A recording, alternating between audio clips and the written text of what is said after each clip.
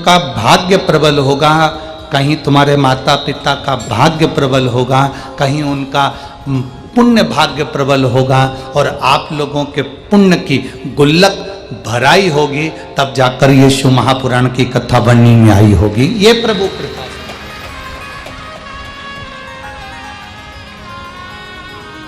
और लाखों की संख्या में पधारे आप सभी भक्तों को भी एक ही बात कहूंगा कि आपके घर में भी ढेरों लोग रहते हैं, ढेरों घर के अंदर लोग निवास करते हैं, पर यदि आप परमात्मा की कथा तक पहुंचे हो, भगवान के भजन तक पहुंचे हो, भगवान की अविरल भक्ति तक पहुंचे हो, तो ये मानकर चलना कि कहीं प्रभु की कृपा हुई होगी, उसकी उदारता हुई होगी, उसकी करुणा हुई होगी, उसकी दया हुई होगी, तो आप इस कथा तक पहुंचे। बहुत कठिन है, बहुत कठिन। दुनिया को अपना बनाया जा सकता है, पर अपनों को अपना नहीं बनाया जा सकता। बहुत कठिन है महाराज।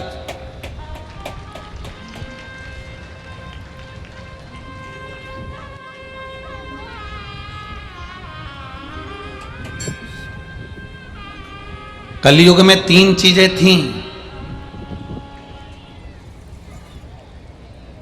कलिकाल में 3 चीजें परमात्मा ने दी थी। पहले नंबर पर दिया था कायदा, दूसरे नंबर पर दिया था वायदा। वायदा मतलब जानते हो, वादा। और तीसरे नंबर पर कलयुग में दिया था फायदा। परमात्मा ने 3 चीजें मनुष्य को दी थी कलिकाल में। पहले नंबर पर कायदा, दूसरे नंबर पर वायदा, तीसरे नंबर पर फायदा। अब 2 चीजें कलयुग से चली गई।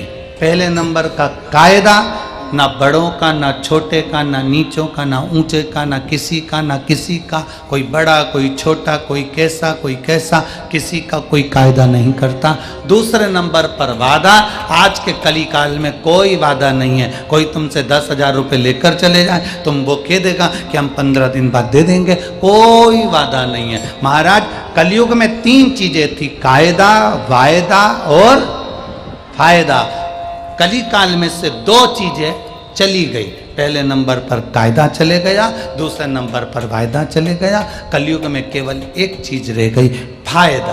आज का व्यक्ति ऐसा हो गया, उसका फायदा काय में है, बस वो देखता है और उसी के पास जाता है जहां उसका फायदा होना हो।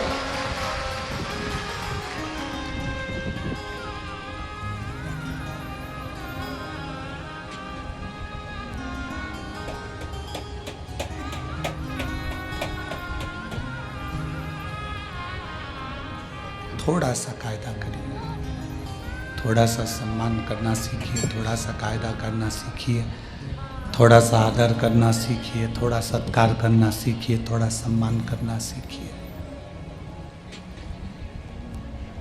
जो वादा किया है उसको निभाने का एक प्रयास करिए।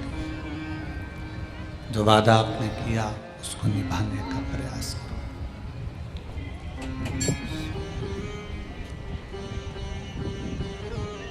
40 करोड़ रुपए कमाने वाला भी मरने के बाद 4 कंधे पर ही जाता है। 40 करोड़ के ढेर पर नहीं जाता। वनी में जाते हो तो बात दूसरी है। 40 करोड़ कमाने वाला भी 4 कंधे पर जाता है। 4 के सिवाय 5वां कंधा नहीं होता। 4 के सिवाय 5वां कंधा नहीं होता।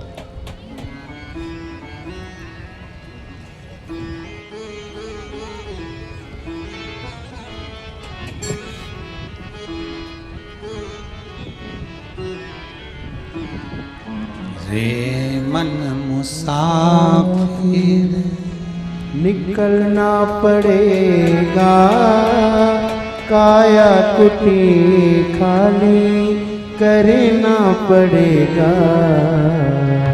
अरे मन मुसाफिर निकलना पड़ेगा, काया कुटी खाली करना पड़ेगा।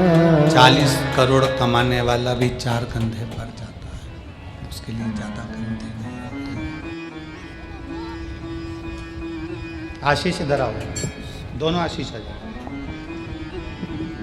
इसको बंद करके आना।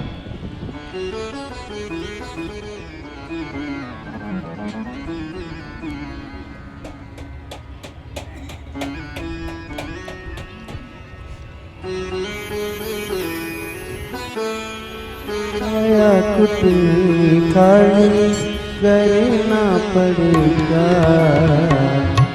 हर मन मुसाफिर निकलना पड़ेगा।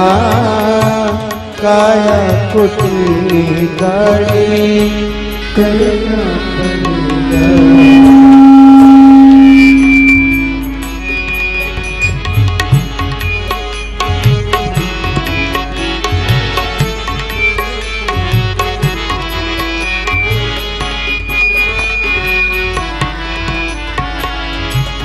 चमड़े को कमरे को तू क्या संभाले, जिस दिन तुझे घर का मालिक निकाले, उसका किराया भी भरना पड़ेगा।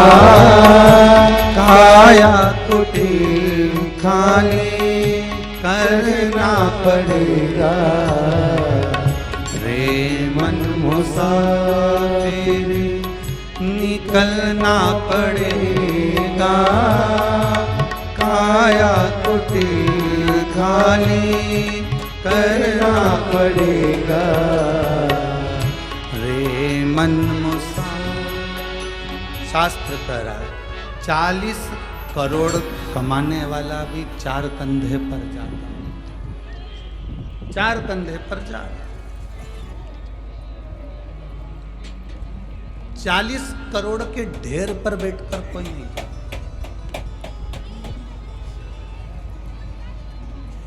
धन जोड़ा आपने, पैसा जोड़ा आपने, व्यापार किया आपने, पर इतना जरूर याद रखना, सब कुछ जोड़ना, उसके साथ में आप अपना व्यवहार जरूर जोड़ना, जो अंत समय तक जाने वाला है। आपका व्यवहार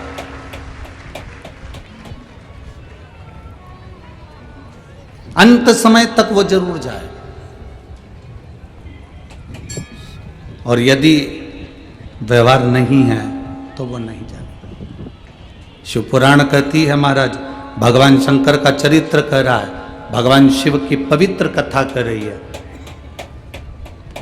गुरु नानक देव जी नामदेव जी से कहते हैं कि भजन में अगर बल है तेरे, और मैंने तुझे कहा, नामदेव जी महाराज से कहते हैं, नामदेव मैंने तुमसे कहा, ई वे विठ्ठल ऊ वे विठ्ठल, विठ्ठल बिना भव पार नहीं। हर जगह पर पांडुरंगा विठ्ठल विराजमान,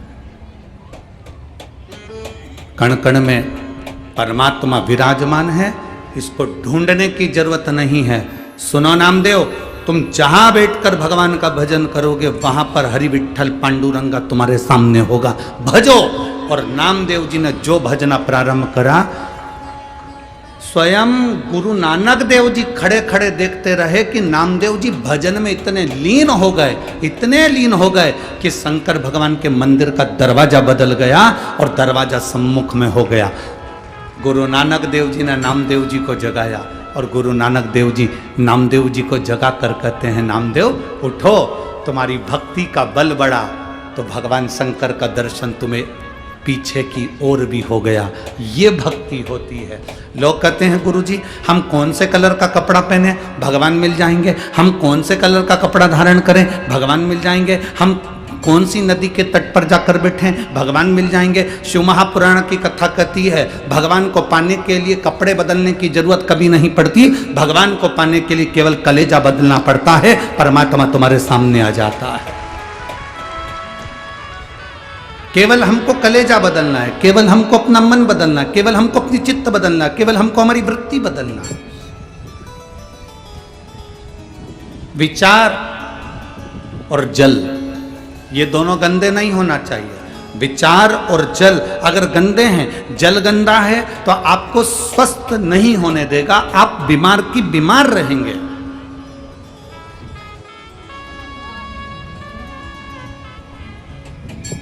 जल गंदा है तो शरीर बीमार कर देगा, शरीर गंदा कर देगा, और अगर विचार गंदे हैं तो वो मन गंदा कर देगा, आपकी सोच गंदी कर देगा। श्रेष्ठता पाइए, श्रेष्ठता। कितना सुंदर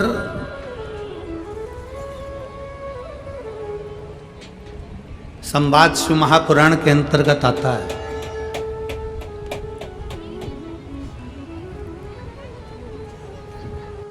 सती मैया का विवाह भगवान शिव जी के साथ में हो रहा है। माता सती भगवान शंकर जी के साथ में ब्याह रही है।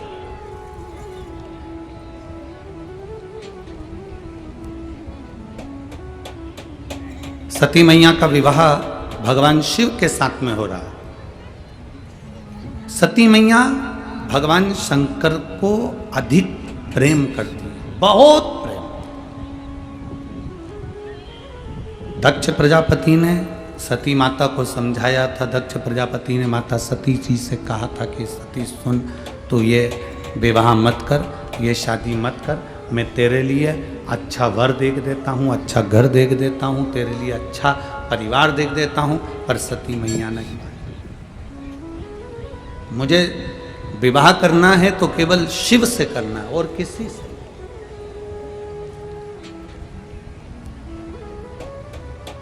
उसके सिवाय मुझे विवाह ही नहीं करना। मैं अगर विवाह करूंगी तो भगवान शंकर से करूंगी, शंकर के सिवा मैं किसी से नहीं। एक भरोसा, एक विश्वास, एक दृढ़ता सती ने बना ली। माता सती ने एक दृढ़ता बना ली, एक विश्वास बना लिया, एक भरोसा बना लिया।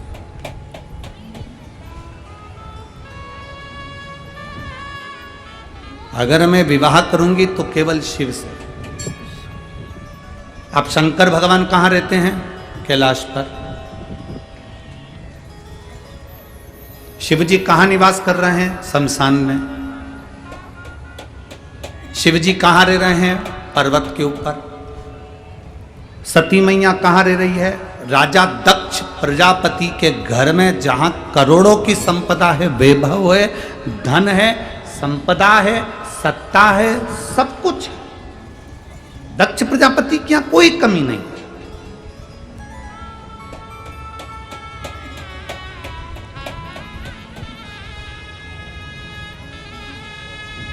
समझाया जा रहा है, सती मेरी बात मान ले तो विवाह मत कर। सती मेरी बात मान ले तो शिव से विवाह मत कर, तू और किसी से विवाह कर लेगी मैं चल जाएगा। कोई धनपति, कोई वैभवपति, कोई सत्तापति, कोई हमेशा ढूंढ लेते हैं जिसके साथ में सती तुम विवाह कर लो। सती तुम विवाह कर लो, हम ढूंढ लेते। सती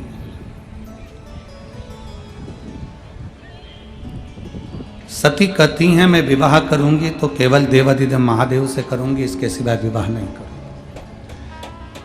दक्ष प्रजापति ने भगवान शंकर को बुलाकर एक बात बड़ी सुंदर कही, और एक एक लड़के की बुद्धि में ये बात बैठना चाहिए जो शंकर भगवान ने दक्ष प्रजापति से कही।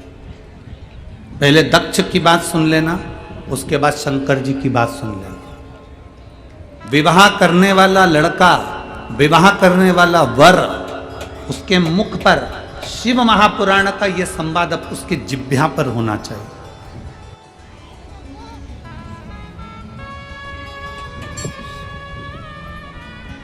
दक्ष प्रजापति ने कहा सुनो शिव, मेरी बेटी सती का विवाह तुम्हारे साथ में हो रहा है। मेरी बेटी सती का विवाह मैं तुम्हारे साथ में कर रहा हूं, और मेरी बेटी सती का विवाह मैं तुम्हारे साथ में कर रहा हूं, जिसने अपने परिवार में राजसी ठाट देखा, वैभव देखा, सत्ता देखी, धन देखा, संपदा देखी। अब मेरी बेटी तुम्हारे साथ में विवाह करना चाहती है। तुम कैलाश पर रहते हो, शमशान में रहते हो, तुम्हारे पास में ऐसा धन, वैभव, संपदा कुछ भी नहीं है। मेरा मन करता है कि तुम जो मांगोगे मैं अपनी बेटी के कन्यादान में वो दे दूंगा। थोड़ा ध्यान देना वनी वालों, बहुत सावधानी से कथा सुनना। और जितने लोग आस्था चैनल पर कथा सुन रहे हैं, फेसबुक यूट्यूब पर कथा सुन रहे हैं, बड़े ध्यान से सुनना। शिव, हे भोलेनाथ शंभु, कन्यादान में तुम जो मांगोगे मैं तुम्हें वो दे दूं।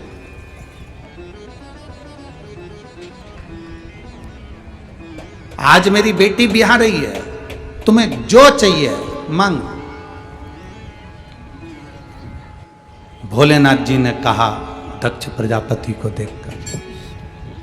दक्ष प्रजापति को जब देखा तो देखकर भगवान शिव ने, भगवान शंकर ने, ओघड़दानी ने, त्रिकालदर्शी ने, कैलाशी ने, अविनाशी भगवान शिव ने देखा।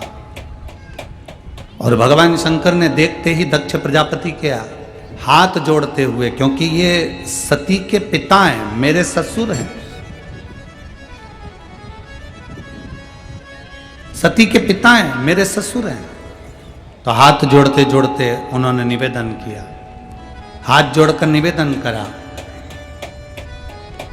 दक्ष प्रजापति से, ससुर जी, पिताजी, मैं आपकी बेटी की मांग में जो सिंदूर भरूंगा, बस वो सिंदूर भरी हुई बेटी मुझे कन्यादान में दे देना।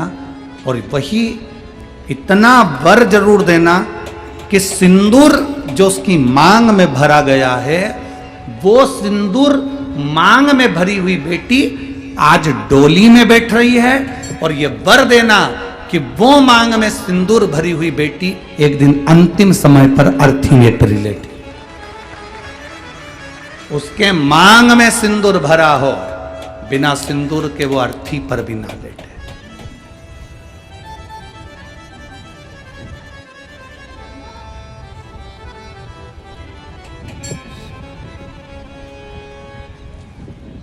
शक्तिपीठ गए हैं? किसी शक्तिपीठ के दर्शन करें आप लोगों ने? हाथ तो उठाओ जरा। 52-51 जितनी शक्तिपीठों का स्मरण हमारे शास्त्रों में आता है, उन शक्तिपीठों में जाइएगा। उन शक्तिपीठों में माता पार्वती का स्थान नहीं है, उन शक्तिपीठों में माता सती का स्थान है। क्योंकि माता सती के प्राण छूट गए थे, शिवजी ने अब उनको कंधे पर धारण कर लिया था। भगवान विष्णु ने सुदर्शन चक्र भेजकर माता सती के शरीर के टुकड़े टुकड़े कर दिए थे। जितने टुकड़े होकर पृथ्वी पर गिरे वो सब शक्तिपीठ के रूप में निर्मित हो गए। और वहां आज भी माता सती के जहां अंग गिरे हैं, उन शक्तिपीठ पर आज भी तुम चुनरी चढ़ाओ ना चढ़ाओ, चूड़ी चढ़ाओ ना चढ़ाओ, उन शक्तिपीठ पर तुम हलवा पूड़ी चढ़ाओ ना चढ़ाओ, पर उन शक्तिपीठ का प्रमाण होता है कि उन पर आज भी सिंदूर और कुंकू जरूर चढ़ता है। उन शक्तिपीठ का निर्माण का सुख ही है।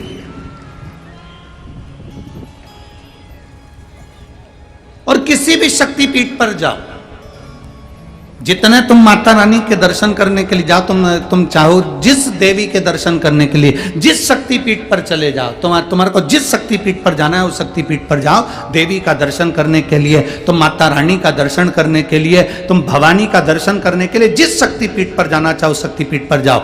वहां से कुछ लेकर आओ मत आओ, पर इतना जरूर याद रखना, कोई अगर शक्तिपीठ से आ रहा हो तो तुम्हारे मुख से निकलना चाहिए कि हमारे लिए प्रसाद भले मत लाना, पर वहां से थोड़ा सा सिंदूर कुंकू जरूर लेकर आना, रोली जरूर लेकर आना। वो हमारे लिए सौभाग्य का विषय है,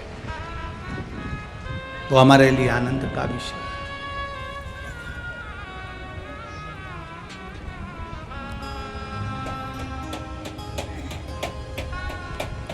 महाराज, शिव, मेरी बेटी सती तुम्हारे साथ में ब्याह रही है। शिव, मेरी बेटी सती का विवाह तुम्हारे साथ में हो रहा है। मेरी बेटी सती तुम्हारे साथ में ब्याह रही है।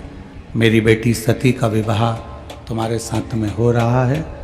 और मांग लो, तुमको कन्यादान में अगर कुछ देना हो तो आप बोलो, हम आपको वो दे देते हैं।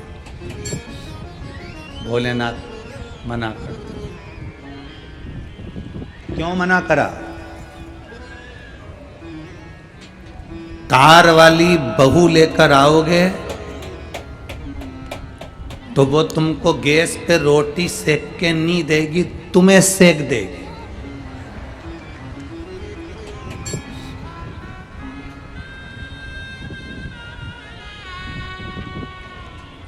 पर संस्कार वाली बहू लेकर आओगे तो जैसे वनी में शिव महापुराण की कथा हो रही है, ऐसी कथा तुम्हारे यहां भी हो जाएगी अगर संस्कार वाली ला।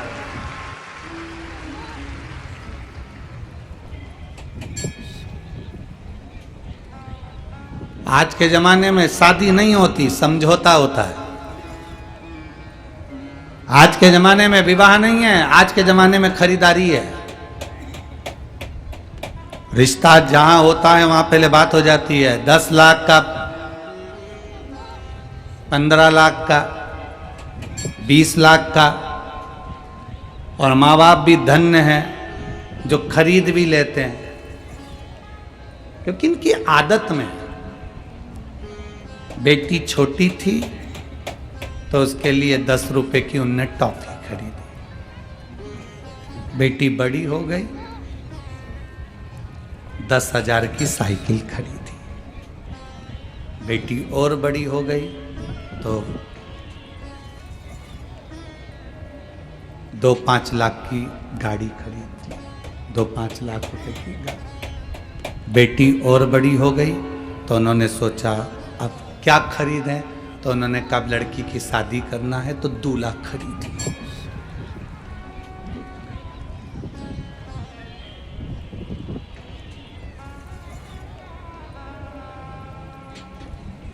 तुमने भी सोचा ससुर अच्छा मिला है, गाड़ी दे रहा है, जमीन दे रहा है, बेटी दे रहा है, half set, full set, sofa set, सब दे रहा है। पर तुम ये अंदाजा नहीं लगा के बैठे कि उसकी बेटी जब तेरे यहाँ आएगी तो सोफा सेट तो रहेगा, हाफ सेट तो रहेगा, फुल सेट तो रहेगा, पर तू अब सेट रहेगा।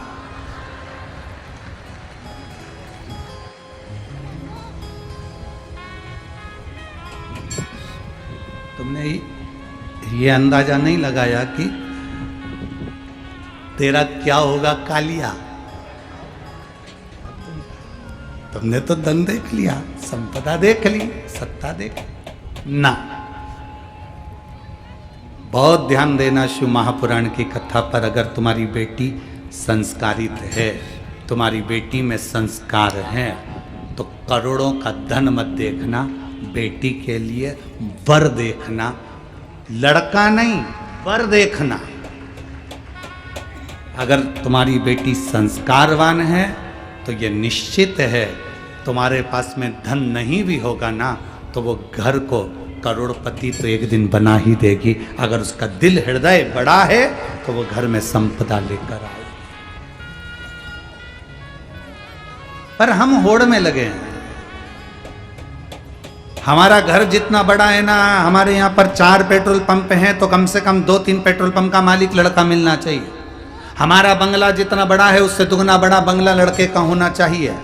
हमारी बेटी के अनुसार रामचरितमानस कहती है सीता जी 4 वर्ष की अवस्था में धनुष बाण उठाकर चढ़ा देती थी, तो जनक जी ने यह संकल्प ले लिया था कि सीता का विवाह उसी के साथ करूंगा जो धनुष को उठाकर चढ़ा देगा।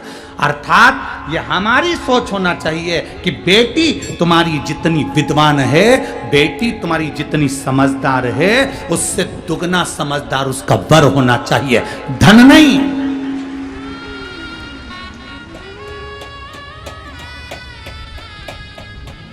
हम धन दुगना देखते हैं, हम संपदा दुगनी देखते हैं, हम पैसा दुगना देखते हैं, पर लड़का विवेक से दुगना नहीं देखते, बुद्धि से दुगना नहीं देखते कि हमारी बेटी के अनुकूल हो।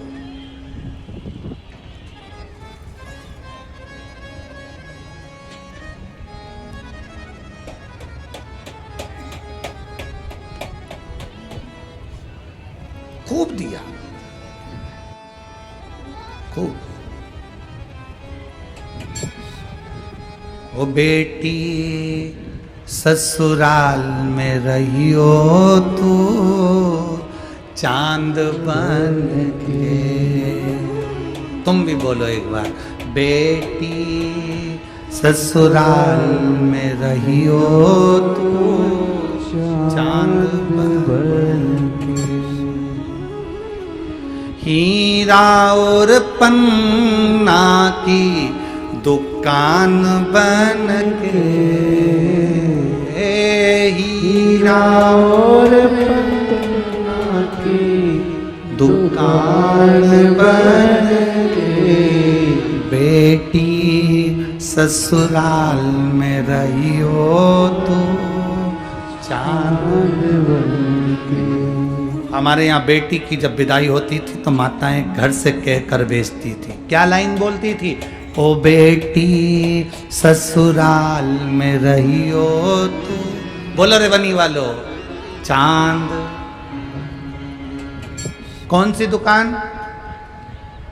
जम के बोलो जरा। हीरा और पन्ना की दुकान बन के। हीरा और पन्ना की दुकान बन के। इस लाइन में पान की दुकान नहीं बोली, क्योंकि पान की दुकान चारों तरफ से खुली होती है और सुनार की दुकान, हीरे पन्ने की दुकान चारों तरफ से बंद होती है। इसलिए बेटी हीरा और पन्ना की दुकान बन के। बेटी ससुराल में रहियो तू चांद बन के। पान की दुकान की तरह नहीं।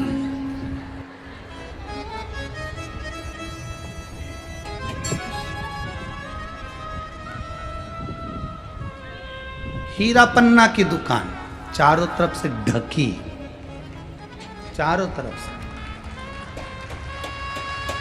ढकी।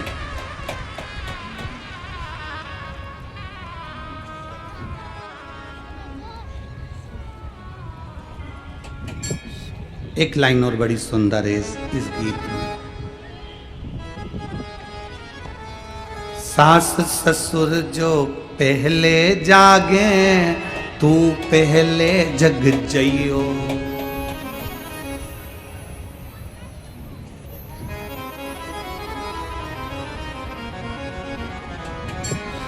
अब तुम भी बोल लो जरा इस लाइन को।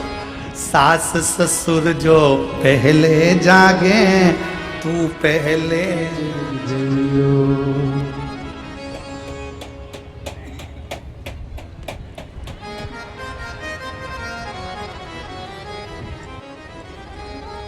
आज की पहले जग जाए, ये जब जागती है जब बच्चों को स्कूल पहुंचाना हो उसके आधे घंटे पहले, और जो गरजना चालू होती, उठ जा।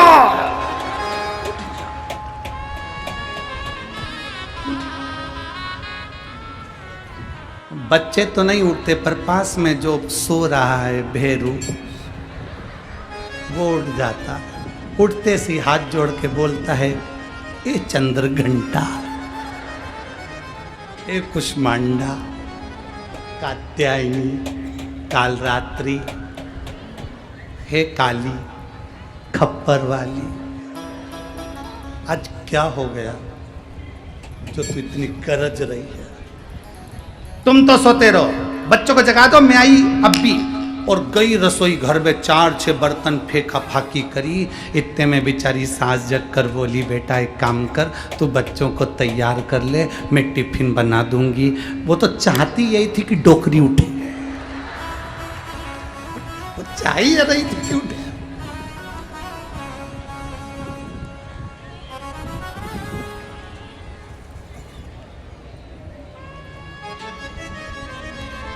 जब तक बच्चे स्कूल नहीं पहुंच जाएं तब तक इतनी चिल्लाए, और बच्चे जब स्कूल पहुंच जाएं तो बच्चे भी घर के पांव पड़ के जाते हैं, हाथ हिला के जाते हैं।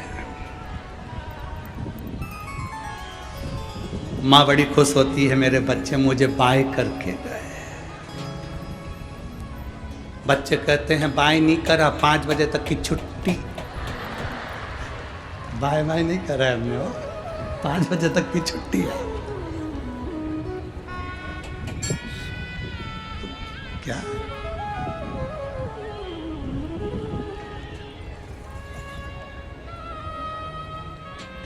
कितना कितना वर्णन है महाराज, कितना। फिर इस लाइन में एक लाइन और कही गई, सास ससुर जो भोजन करिए नित नित भोजन पहियो। अगर घर के बड़े भोजन कर रहे हैं तो पहले उनको भोजन कराओ, उसके बाद स्वयं भोजन ग्रहण करो। पर हमारे यहाँ पर सिखाकर भेजा जाता है, जितना बन सके उतना काम करना। भूख लगे नीचे से बना के अपने कमरे में ले जाके चढ़ जाओ।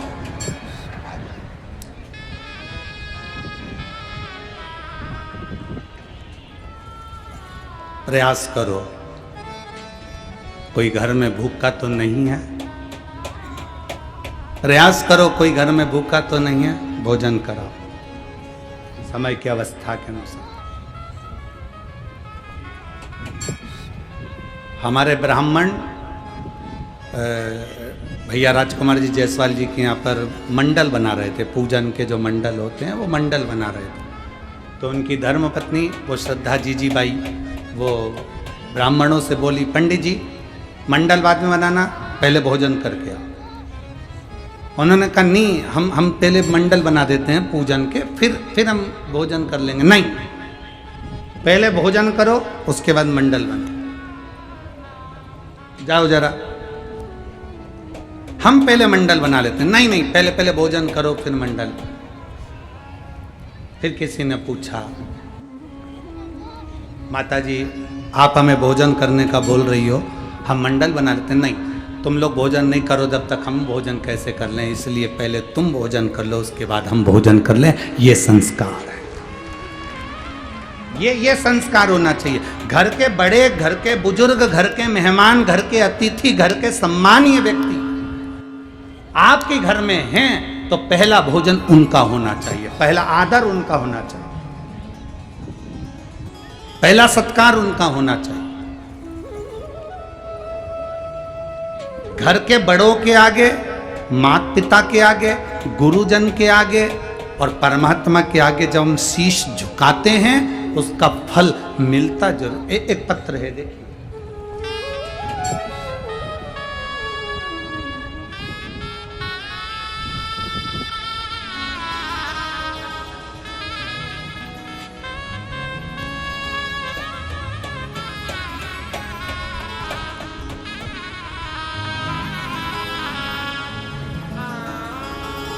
मैं कविता जायसवाल नागपुर से आई हूँ। कहीं बैठी हो तो हाथ हिला सकती हैं, आप ही हैं, हाथ हिला देगा। मैं कविता जायसवाल नागपुर से हूँ गुरुजी। आपको भी प्रणाम और आपकी माता जी को भी प्रणाम, धन्यवाद। आपकी माता जी को भी प्रणाम जिन्होंने ऐसे पुत्र को जन्म दिया, जिन्होंने शिव महापुराण की कथा जनमानस को सुनाई, धन्यवाद। आपके कथा के माध्यम से एक लोटे जल का क्या महत्व होता है, हमारे भीतर एक विश्वास और श्रद्धा उत्पन्न करिए। 2020 से मैंने आपकी कथा टीवी पर सुनना प्रारंभ करी। मेरे 2 बेटे हैं, दोनों सीए की पढ़ाई कर रहे थे। दोनों बेटे कभी 2 नंबर से कभी 3 नंबर से रह जाते थे। बच्चे आए हैं साथ में, हाथ हिला दो, बधाई आपको पहले तो बहुत बहुत। 2-2, 3-3 नंबर से रह जाते थे। आज के समय के बच्चे कैसे शंकर जी पे भरोसा कर लें, क्योंकि आज वैज्ञानिक युग है और वैज्ञानिक युग में इतनी जल्दी विश्वास पैदा नहीं होता परमात्मा के प्रति। पर मेरे बच्चे जब 2-2 नंबर से रह रहे थे तो मैंने दोनों बच्चों से कहा कि अब की बार यदि एग्जाम देना तो शिव जी पे 1 लोटा जल चढ़ाओ, बेलपत्री में शहद लगाओ और भगवान शंकर को समर्पित कर फिर जाओ। बच्चे हंसकर कहते हैं, माँ बेलपत्री पर शहद लगाकर समर्पित करने से क्या रिजल्ट अच्छा आता है? मैंने अपने बच्चों से कहा, सीओर वाले महाराज कहते हैं दिल से पढ़ाई करो, डट के पढ़ो, जितनी तुम्हारी कैपेसिटी है उससे ज्यादा पढ़ो और भगवान शंकर पर भरोसा कर कर फिर जाओ। मेरे बेटों ने कहना माना, जल चढ़ाया और आज मैं बाबा को धन्यवाद देना चाहती हूँ। मेरे दोनों बेटे अच्छे नंबर से सीए में पास हो गए। मैं बाबा को धन्यवाद देने के लिए बहुत बहुत बधाई आपको बाबू, शिव तत्व प्राप्त हो। गुरुदेव, मैं हमेशा सोचती थी सीहोर कहाँ जा पाऊंगी, कब जा पाऊंगी, पर मेरे पशुपति नाथ व्रत का फल मिल गया जो आप हमारे यहाँ शिव महापुराण की कथा करने के लिए पधारे, उसकी साधुवाद। और मेरे दोनों बच्चे आज बाबा की कृपा से सिलेक्ट हुए हैं। बहुत बहुत साधुवाद बाबूजी, आपको बहुत धन्यवाद। बैठिए। शिव तत्व इसी को कहते हैं, औघड़ी शंकर इसी को कहते हैं। और तेरी कृपा बिना ना हिले एक भी लेते हैं श्वास, तेरी कृपा से तनो तनो। आप शिव पर जितना भरोसा करोगे, जितना विश्वास दृढ़ करोगे, वो उतना शिव आपके करीब में, आपके नजदीक। लोग कहते हैं गुरुजी, क्या शंकर भगवान की कथा सुनने से या शंकर जी पर एक लोटा जल समर्पित करने से क्या हमारा कार्य हो सकता है? मानो तो मैं गंगा मां हूं और ना मानो तो बहता। आप मानो तो ये गंगा जल है, ना मानो तो बहता हुआ पानी है। आप मानो तो शिव महापुराण जगत की झोली भरने वाली है, और ना मानो तो केवल एक पुराण है, केवल एक पुराण। एक पत्र और है,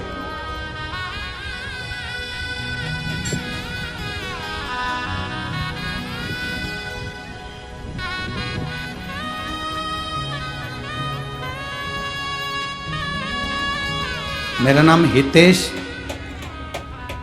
तरेकर है, गांव का नाम दाखा, जिला यवतमाल। मेरा मोबाइल नंबर ये है। कहीं बैठे हैं क्या? कहीं बैठे हो तो हाथ हिलाइएगा। आप ही हैं?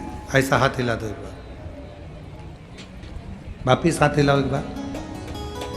मेरा नाम हितेश तारेकर है, गांव का नाम दाखा, जिला यवतमाल। मेरा मोबाइल नंबर ये है। एक लोटे जल का मैं क्या वर्णन करूं गुरुदेव। जो लोग पत्र पढ़ते हो तो वो एलईडी पर या आस्था चैनल पर हमारे साथ में इस पत्र को साथ में पढ़ भी सकते हैं। मेरा नाम हितेश तारेकर है, गांव का नाम दाखा, जिला यवतमाल। मेरा मोबाइल नंबर ये है। मैं एक लोटे जल का, बेलपत्र का क्या वर्णन करूं गुरुदेव। मेरे पैर के घुटने में गठान हो गई थी। वो गठान 1.5 साल हो गए थे। डॉक्टर ने कहा था इसका ऑपरेशन होगा और ऑपरेशन कर कर गठान निकाली जाएगी और जांच के लिए जाएगी। गुरुदेव, आज के समय में अगर गठान हो जाती है तो बड़ा भय लगता है, डर लगता है कि ना जाने कौन सी बीमारी हो गई, क्या करा जाए। और डॉक्टर ने कहा इस गठान को निकाल कर जांच के लिए भेजना पड़ेगा। तब मेरे पड़ोसी के कहने पर मैंने पहली बार आपकी शिव महापुराण की कथा सुनी और शंकर भगवान पे चढ़े हुए बेलपत्र को खाना प्रारंभ करा। जल चढ़ाता, बेलपत्र लाता, मेरी गठान गलना प्रारंभ नहीं हुई गुरुदेव। फिर आपने एक कथा में कहा था कि बेलपत्री के पीछे का हिस्सा नोक तोड़कर, पीछे की जो डांट होती है, डंडी होती है, उसको तोड़कर शिव जी की अशोक सुंदरी वाली जगह पर स्पर्श करो। उसको चढ़ाकर स्पर्श कर कर कुंदकेश्वर महादेव का नाम लेकर उसको खाना प्रारंभ करो। गुरुदेव, मैंने 22 दिन तक उस बेलपत्री के पीछे की डंडी को अशोक सुंदरी वाली जगह पर चढ़ाकर कुंदकेश्वर महादेव का नाम लेकर खाना प्रारंभ करा और बाबा से विनती करी, बाबा मेरे पाँव में गठान हो रही है, डॉक्टर के हिसाब से इसका ऑपरेशन कराकर ये मुंबई जांच के लिए जाएगी। बाबा ऐसी कुछ कृपा करो कि यह गठान गल जाए। बाबा ऐसी कृपा हुई, 22-23 दिन तक मैंने वो बेलपत्री के पीछे की डांट अशोक सुंदरी वाली जगह पर चढ़ाकर कुंदकेश्वर महादेव का नाम लेकर खाना प्रारंभ करा और बाबा की कृपा से मेरा ऑपरेशन भी नहीं हुआ और मेरी गठान पूरी गल गई। मैं बाबा को यहाँ नमन करने के लिए आया। अब ठीक है बाबू, हाथ हिला दो एक बार। हर हर महादेव। बैठिए। श्री शिवाय नमस्ते। खाली ना जाता कोई दर से तुम्हारे, खाली ना जाता कोई दर से तुम्हारे, मैं भी खड़ा हूँ नन्ही बाह पसारे, अपने गले से लगा लो गिरा जा रहा हो, उठा लो भोले अपने दर से अब तो न टालो, गिरी जा रहे हो, उठा लो। शिव महापुराण ढोंग से, छल से, प्रपंच से, पाखंड से दूर है। शिव महापुराण केवल एक कार्य बताती है, शंकर का भजन करो और एक लोटा जल समर्पित कर कर अपनी जिंदगी को सार्थक करो। बस ये शिव महापुराण बोल बम का नारा है, सारी समस्या का हल। शिव को एक लोटा जल समर्पित करो।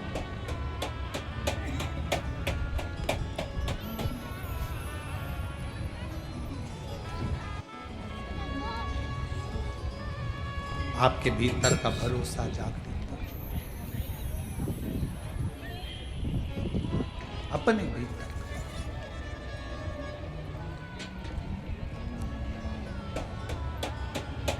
और जब भीतर का भरोसा जागृत होगा तो शिव को मिलने में कोई देरी नहीं।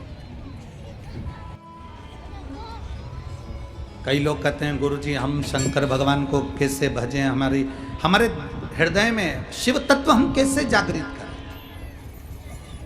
हम हमेशा कहते हैं, पहले भी कहा फिर कहते हैं, कोई व्यक्ति हमको छोड़कर चला जाता, जिसके लिए तुमने बहुत कुछ किया, वही तुम्हें छोड़कर चला गया, धोखा देकर चला गया। सबसे पहला काम क्या करते हो तुम?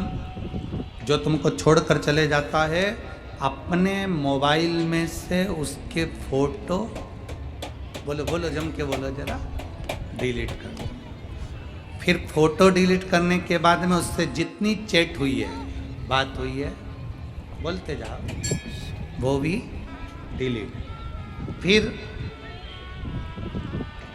फेसबुक, इंस्टाग्राम, व्हाट्सएप पे उसको ब्लॉक कर दिया।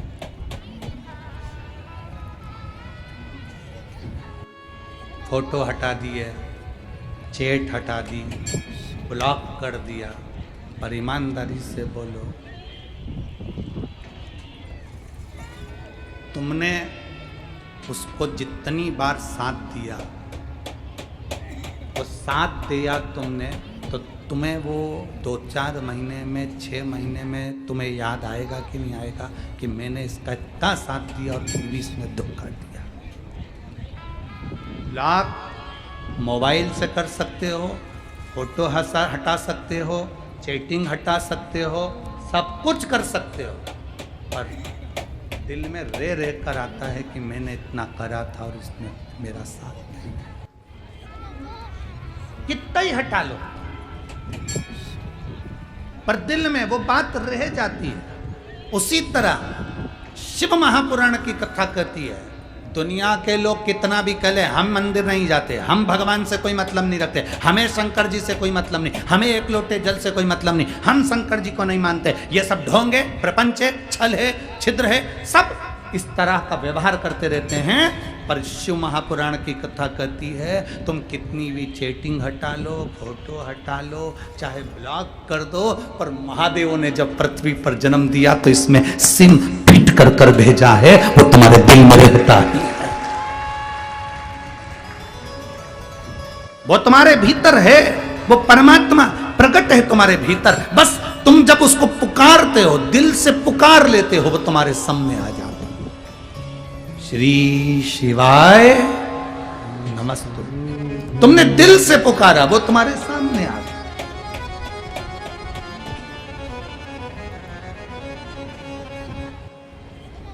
जिस दिन तुमने दिल से पुकारा, वो तुम्हारी साक्षी में आ गया।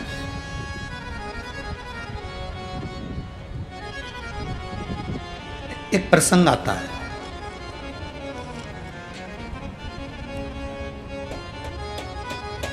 काशी के राजा दिवोदास, काशी के राजा का नाम था दिवोदास, जिनकी धर्म पत्नी का नाम था अनंग मोहिनी।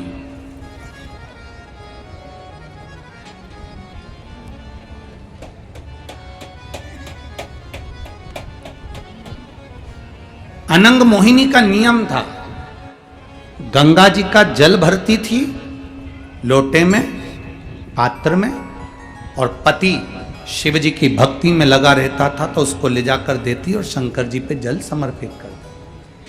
दिवोदास की धर्म पत्नी अनंग मोहिनी का नियम था, काशी नरेश की धर्म पत्नी अनंग मोहिनी का नियम था शिव की भक्ति करना।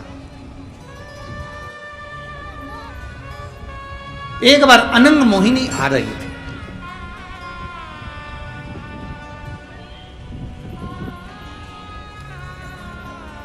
कई लोग कहते हैं गुरुजी आप ये जल चढ़ाने का बोलते हो, शंकर जी को जल लाने का बोलते हो कि जल लाया करो, उसका आचमन करा करो, उस जल को लेकर आया करो, शिव जी पे चढ़े हुए जल का छींटा अपने घर के दरवाजे पर अपने घर में जरूर दिया करो। वो जल इतना कीमती क्यों है, वो जल की इतनी कीमत क्यों है?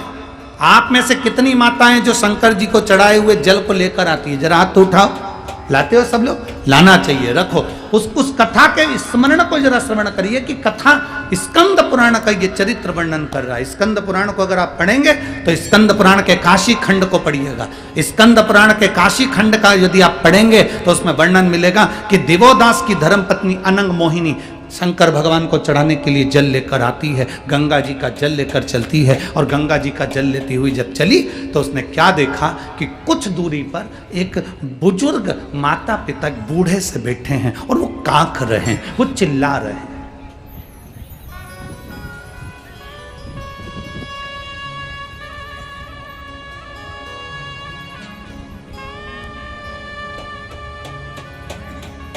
चिल्लाने का भी एक तरीका होता है।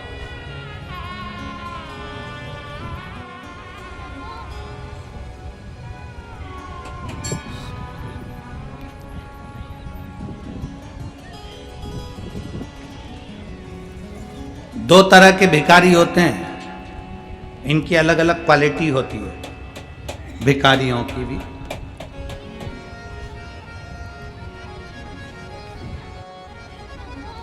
एक भिखारी वो होता है जो केवल तुम्हारे दरवाजे पर आकर चिल्लाता है, भैया 10 रुपए दे दो ना, भैया 1 रुपये दे दो ना, भैया 5 रुपए दे दो ना, भैया रोटी दे दो ना।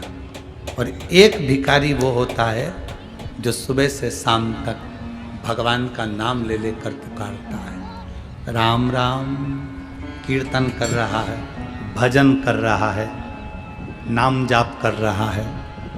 एक तुम्हें पुकार रहा है और दूसरा भगवान को पुकार रहा है। जो तुम्हें पुकार रहा है वो भूखा सो सकता है, पर जो भगवान को पुकार रहा है वो भूखा नहीं सो सकता।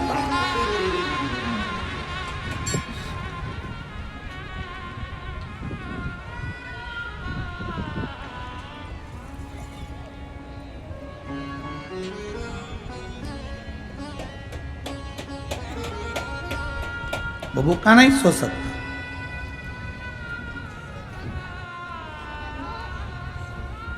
भिखारी की क्वालिटी अलग अलग है, दो क्वालिटी अलग अलग। एक भूखा रह सकता है। कौन भूखा रह सकता है? जिसने तुमको पुकारा है। हो सकता है तुम्हारे यहाँ से भोजन नहीं मिले, आगे से भोजन नहीं मिले। दूसरे के दरवाजे पर गया, वहां उसने आवाज लगाई, भैया रोटी दे दो, काका जी रोटी दे दो, मामा जी रोटी दे दो, भाभी जी रोटी दे दो, जीजी भाई रोटी दे दो, पैसा दे दो। पर जो भगवान को पुकार रहा है, राम राम कृष्ण नाम शिव नाम हरि विठ्ठल पांडुरंगा राम कृष्ण हरि, भगवान का भजन कर रहा है, तुम्हारे दरवाजे पर खड़ा भजन कर रहा है, तुम्हारे दरवाजे पर आया और भगवान का भजन कर रहा है, उसको तुम भले कुछ मत दो, उसके भजन का बल बढ़ेगा ना, तो परमात्मा को भी नीचे आकर उसके कटोरे में रोटी देना ही पड़ेगा। भजन का बल बढ़ेगा तो वो देगा। आप ये मत सोचना कि शिव महापुराण की कथा हमने अभी अमरावती में सुनी थी, अभी हमने 40 गांव में सुनी थी, अभी हमने जलगांव में सुनी थी, अभी हमने यहां सुनी थी, वहां सुनी थी। ना ना ना, नागपुर सुनी ना। आपके स्मरण में रहना चाहिए कि मुझे भगवान को पुकारना है, मुझे शिव महापुराण की कथा तक जाना है, पंडाल में बैठकर मुझे कथा सुनना है। क्यों? क्योंकि मैं उसके दरवाजे पर बैठकर उसके नाम को अगर पुकारूंगी तो एक दिन वो भी कैलाश छोड़कर मेरी दुख की घड़ी में मेरे दरवाजे पर खड़ा मिलेगा। आपसे अगर कोई पूछे कि शंकर जी पे जल चढ़ाया हुआ घर क्यों ले जाया जाता है, पीने के क्यों काम आता है, आचमन क्यों किया जाता है, उस जल का महत्व क्या?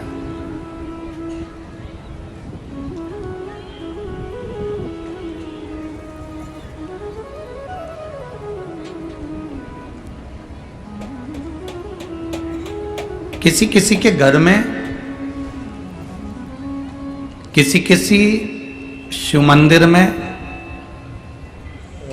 थोड़ा ध्यान देंगे, किसी किसी के घर में ऐसी जो जलाधारी होती है ना, ये जलाधारी नीचे का हिस्सा समझना जरा अच्छे से, जलाधारी होती है, शिवलिंग अलग से होता है। किसी किसी के यहाँ ऐसा होता है, किसी किसी के यहाँ इस जलाधारी में ही शंकर भगवान एकदम फिट होते हैं, जलाधारी के साथ में शिवलिंग फिट होता है। और किसी किसी की यहाँ पर जलाधारी होती है तो शिवलिंग उठ जाता है, रख दिया जाता है, साफ कर कर वापिस शिवलिंग को रख दिया जाता है, या स्नान कराया जाता है तो शिवलिंग रखा जाता है। अब कई लोगों के मन में एक प्रश्न आ जाता है कि गुरुजी हमारे यहाँ जो शिवलिंग है, हमारे यहाँ जो शिवपिंडी है, हमारे यहाँ जो शंकर जी की पूजन करते हैं उसमें जलाधारी अलग है, शिवलिंग अलग है, तो क्या मंदिर में भी कई मंदिरों में ऐसा होता है कि जलाधारी होती है, शिवलिंग अलग से होता है, स्नान कराओ, पूजन करो, आराधना करो?